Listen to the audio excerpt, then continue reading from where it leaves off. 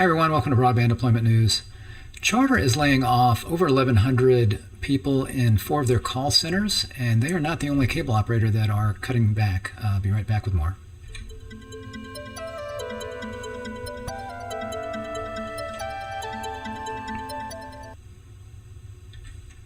Hey, Rick Easy here with Broadband Deployment News. Thanks for joining me. So, wanted to cover this story.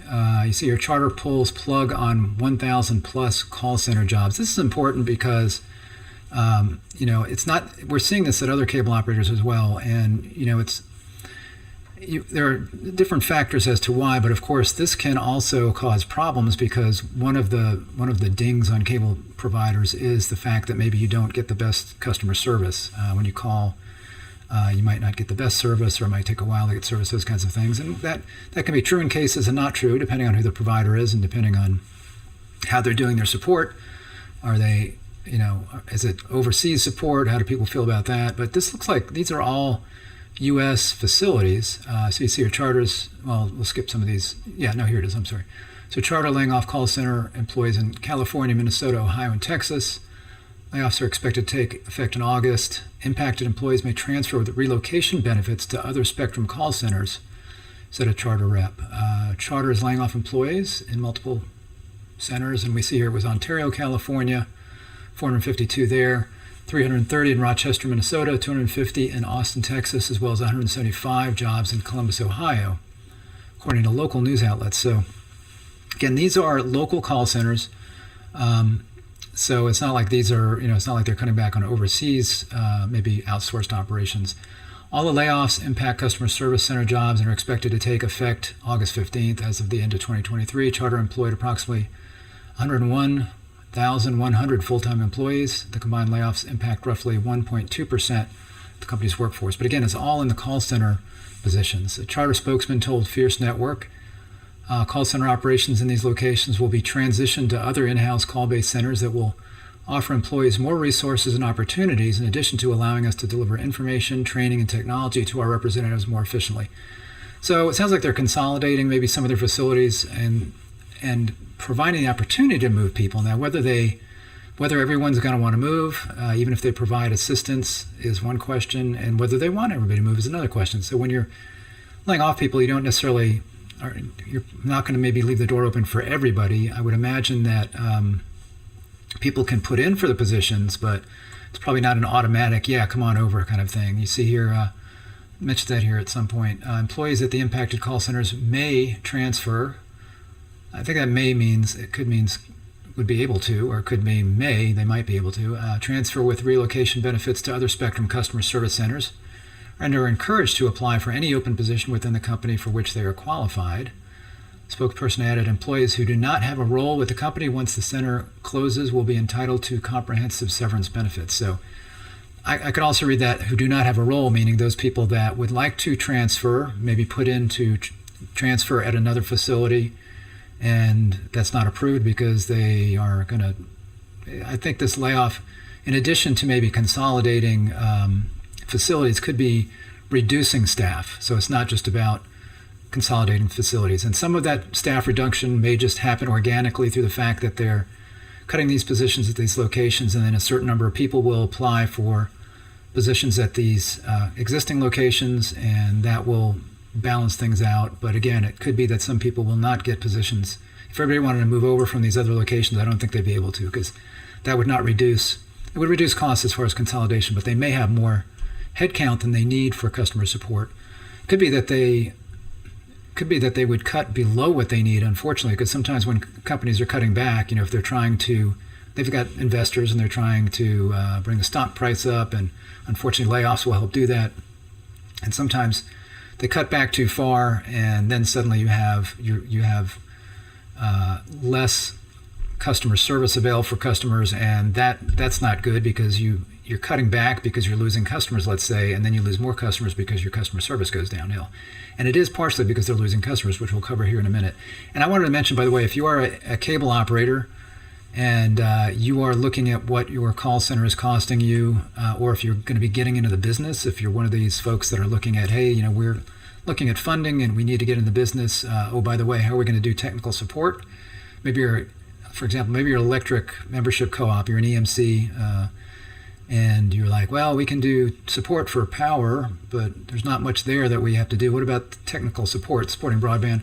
Well, we can help you, so just keep us in mind. I was just going to show you real quick. Just go to our website, go under products and check out, here we go, under products, check out end user tech support. We've been doing technical support for internet since the mid-90s. Prior to broadband, it started out as dial-up, providing internet support for internet service providers, and that's what we do when we provide technical support. It's internet only. We're not supporting tires or televisions or anything else. It's not banking. It's all internet support. That's what we specialize in. That's what our teams do. So check us out if you are looking at maybe again the cost structures and how you can still provide a high level of service, U.S.-based support, I should say. We're not out in other countries. We're based here in the U.S.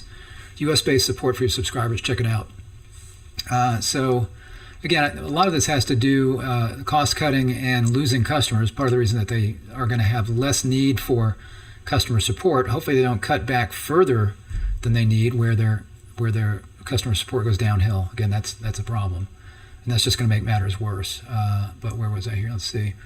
Yeah, here we go. Charter's broadband base has been on a downward trend. The operator shed 72,000 broadband customers in the first quarter, attributing the drop to the usual suspects: a low move environment and competition from wireline overbuilders, for example, fiber providers, and really fixed wireless has had a big impact, because most broadband, really all broadband growth over the last, I think, year has been fixed wireless, as T-Mobile and Verizon, and to some extent AT&T, have rolled out their 5G fixed wireless service, and they've really made some inroads.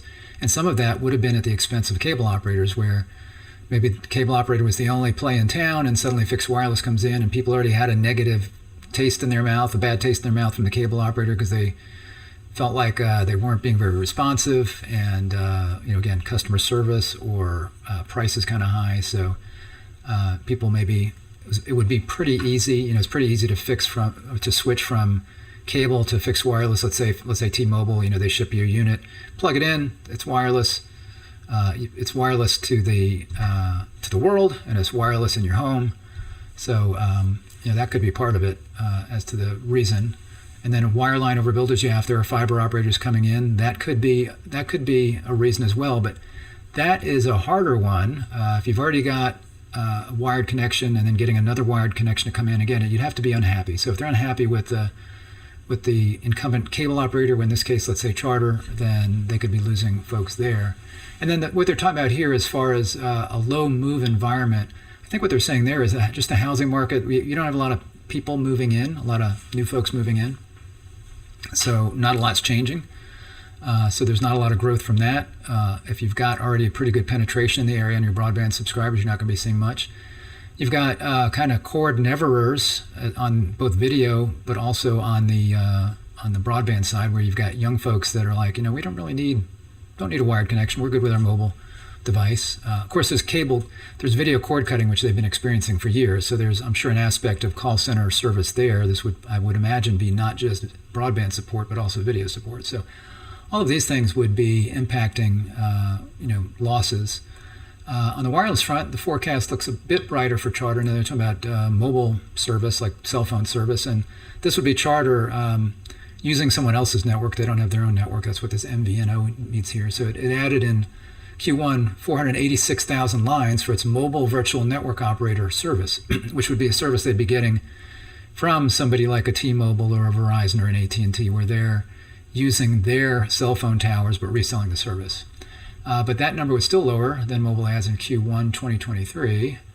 And the reason they're getting that is because customers like bundling stuff together. So if they can get their broadband service, and then the cable operator says, hey, you can get wireless service from us as well, then they consider doing that. Charter's not the only cable company laying off employees. Regional operator Cable One disclosed plans last week to lay off 4% of its workforce as it reorganizes its customer service team. Also, Comcast at the end of 2023 laid off an undisclosed number of technical employees, and that is probably some tech support folks, as well as maybe some field technicians, could be some installers, those kinds of things. Again, if there's not a lot going on as far as new homes and having to do a lot of installations, there could be some layoffs there. It doesn't go into detail. So again, this is happening, I think, across the industry. So it's something. It would be occurring to any, even some telephone companies are saying this if they don't have a lot of fiber, if they're trying to deploy fiber, but they've got a lot of DSL out there.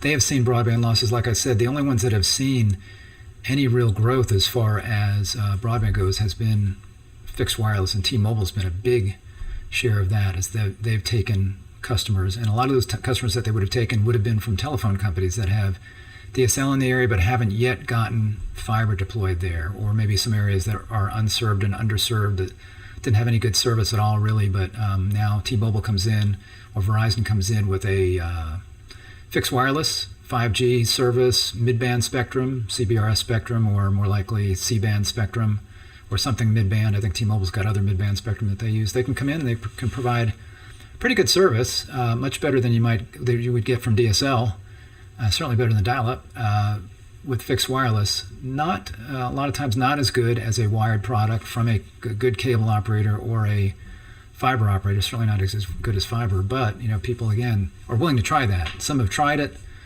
They try it for a while. There's no term commitment, so it's a low risk thing. You can try the fixed wireless thing, and then if you don't like it, you can go back. And I know people that have done that. They tried the fixed wireless, and they went back.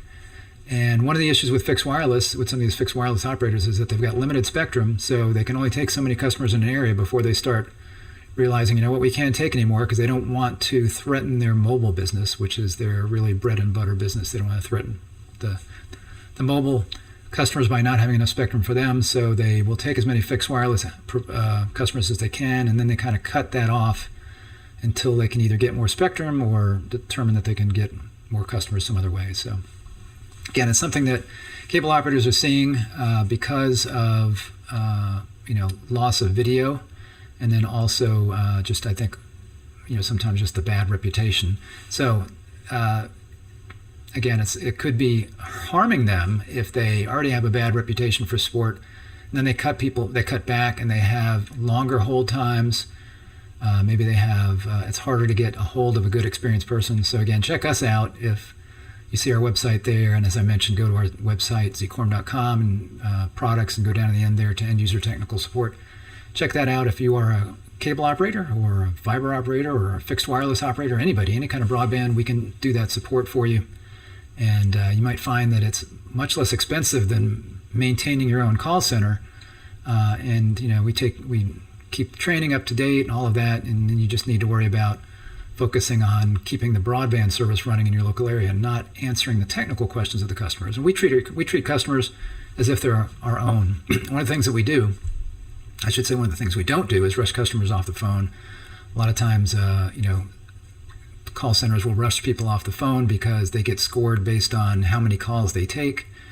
We score our folks on how happy the customer is when we send them a survey, how happy they are when they get that survey, and whether the problem was resolved. So we will stay on the phone as long as it takes, as long as we're operating efficiently to do that, I should say, as long as we're making progress. And that's how we look at the success of that call, not based on how short the call is.